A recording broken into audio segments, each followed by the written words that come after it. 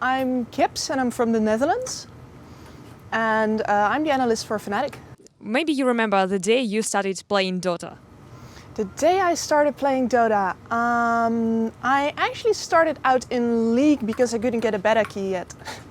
And I remember that as soon as I met a guy at my university who said he had, oh, I have a key left, I was like, give me. And then once I tried it, I was, oh my god, this game is hard.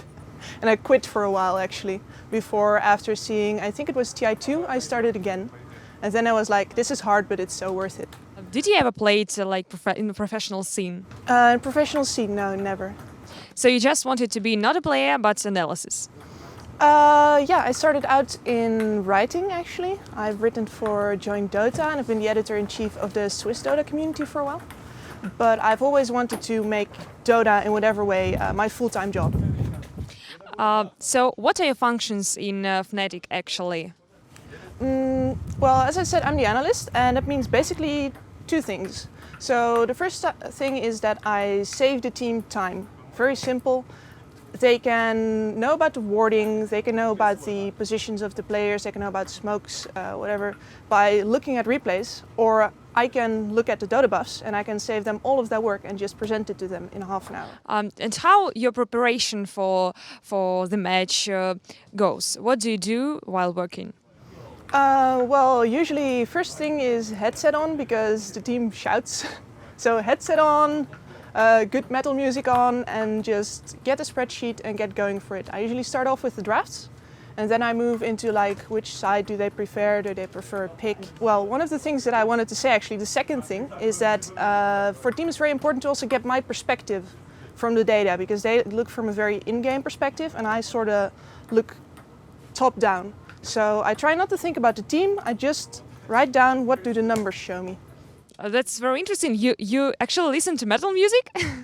I do, yeah. The team was not very happy when I once plugged out my earphones. Yeah, that's funny. And that was quite surprising when I first seen you. But how did you actually appear in Fnatic? Maybe you worked in different organization before, or it's your first? Fnatic is actually my first organization. Basically, it's a combination of getting lucky and being ready for it. I've been trying to get a full-time job for a while already, and I had been sending a huge analysis document of Alliance to every organization that wanted to have it. And by chance, Fnatic actually wanted to have someone who could do that. So they requested analysis of themselves, and I sent that to them. Then I heard nothing for 2 weeks until they were out of Epicenter, and they said, we still need an analyst, do you want to come to Manila with us? Yes, yes. So this was really not so long time ago, like a few months. It's very, very short. I actually started the Alliance document after Shanghai. Mm-hmm. So this was the moment when you realized you wanted to be the analysis in some team, or you just, it was a long road to this? Yeah, I've tried several things and the document sort of happened naturally. I was a big Team Liquid fan, and I was trying to see if Team Liquid was going to beat Alliance, their Kryptonite, at the Shanghai Major.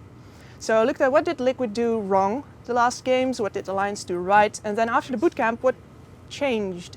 And then once I saw what Liquid changed, I put a big stack of rares on them.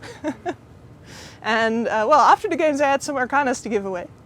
And I showed that document, I was bragging, I showed that document to a friend of mine, he was like, dude, you need to show this to teams. So I did. And that's how it happened, basically. So now you're thankful for that guy who suggested this? I am actually dating him now. Oh, destiny. Tell me a little bit about the communication in the team. Fnatic is a very strong and experienced team, experienced players.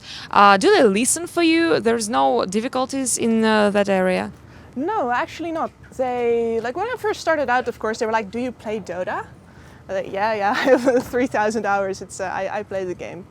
But then they had already started to work according to my documents long before I met them. So they were already used to the perspective I gave them, basically. And it was very natural, actually. So when I say something, they might give some counter arguments, but they always respect what I say, and I always respect what they say. So the communication is actually very natural. And after the game, after the match, do you support the guys if they lose, or maybe like celebrate the victory with them? How is this going?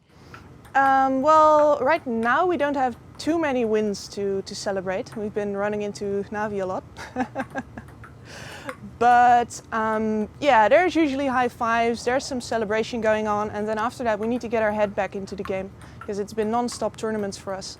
So not a lot of time to sit still and enjoy life because it's always more video games the next day.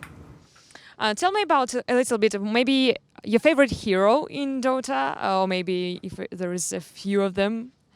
A few of them, yeah. I started out as a Crystal Maiden spammer. And eventually after I sort of grew out of always supporting, I started playing Phantom Assassin. And Phantom Assassin is really my hero. I love the crits, I love blink striking on people, I love just farming everywhere, and people who don't actually check the map instead of the mini-map, they'll never find you. It's great. Tell me a little bit about the preparation for the TI, because it's only a week to it.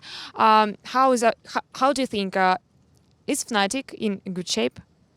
We had a really rough point this week because at first we got out of the summit by, well, Navi, and then we met them for the first game here at StarLadder, and they destroyed us again. And at that point you really got to think is, have we been doing it right up until this moment? In one sense, actually Navi doing so great as this tournament has given us a lot of strength because we realized we didn't lose because we were bad, we lost because Navi is doing real well right now. And so that gave a lot of hope, and right now we're playing to reach the lower bracket final. And after we do that, if we do that, yeah, we're in great shape. We're going to be like third place is good, and then boot camping for a week after that before we move to Seattle. And what do you think? Would you change something in this week before the TI? Would you have enough time for that? Changing things is really hard, especially because as soon as a team is in a game, they play like they play naturally. It's all very automatic to them. So there are some small things we need to work a bit on the in-game communication, be a bit clearer.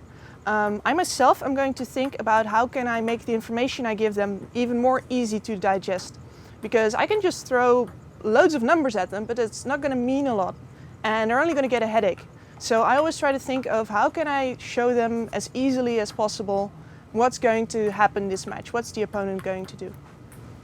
Yeah, that's a really great job you're doing, and I was really glad to see the woman doing this, and that the such experience and a great team as Fnatic have you in their team.